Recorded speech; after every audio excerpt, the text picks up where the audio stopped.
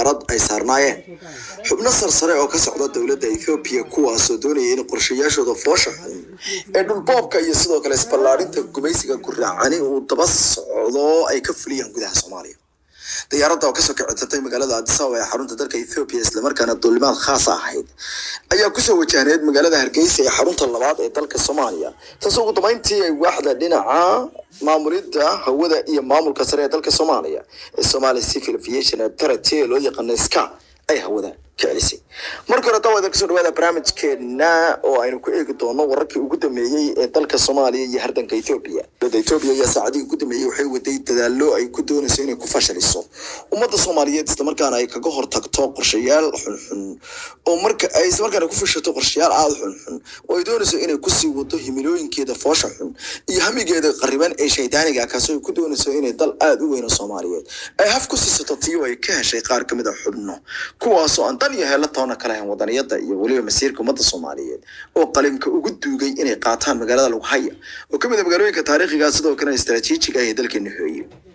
هذا ما دولة الصومالية ومالمي وجود ما يسوي كيف فكر يسوي وحيرها يسميه كرتون شرعي أحيانا أيام مانتا وحي قاضي تلابد أوريسي كدي مركي اللي قاعدين كحيجين كرئيس وزراء ودن كإثيوبيا أما أغيران حبنا كلا وصرصرة وللسعودية الديارات للقرية حبناها صارن أي سوق الشيء هو ذلكين فصح واحدة أيها الشيء مركو أوريسي إن درني عمري حصيا شيء سدا يحقق شيء أنقار كمان المسؤولين تسرسرة هيدا وصل رئيس دولة الصومالية مامل كهودة الصومالي سيفل أفيشن الثرتي وحي حقق شيء أنتي أرض العلي إسلام مركان دولة الصومالية وحي كرو قاضي الله ويكفر يسنسو لما عنده لما ضد لنا عريت كصعبة تصوت بالعضي دولة الصومالية هي شروطها هذاك يدل لك ديارة سوحيد إن صون نقطة هذه ديارة صون عن وحالة دي لما ديارة دي كلا يدل الصومالية سوى عادل هسده قوة إيمانية مقالوين كبوساس وكروي هرجيسة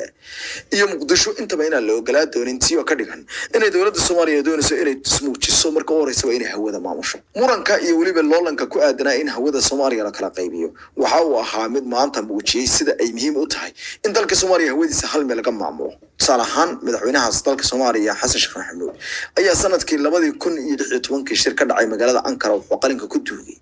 إن هو الصومالي لما لوكر قيبي من الله لقاه هرجيسة مت كان اللي جيو مجالات مقدسة لكن دولتي كده ميسي كده مركز دورشة سي على دوران السجا دورشة سي على دوران السجا وانت بلا دوران أي شيء سي قرشها استمر كان هو دي الصومالية ومرت كان دم قيل كنت يدي بلا صار استمر كان وحالك يعني مجالات مقدسة وأنا تاتا ما أنت ربح هذا وين إثيوبيا كل عذاب تحي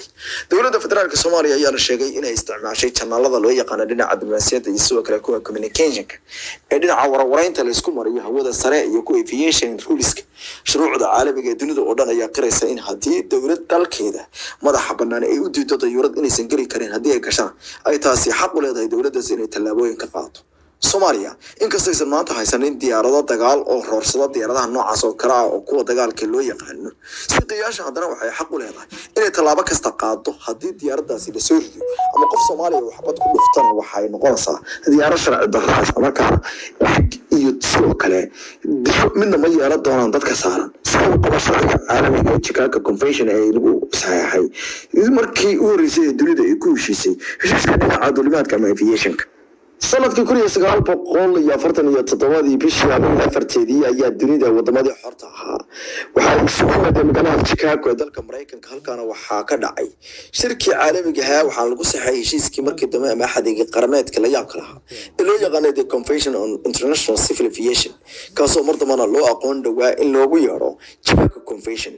sharcigaasi waxaa ka dhashay markii dambana hay'adda dhinaca duulimaadada caalamka ee qaramada midoobay ee International Civil Aviation Organization ee ayaa kala soo gaabiyo taasoo gabi ahaan bay saxeexeen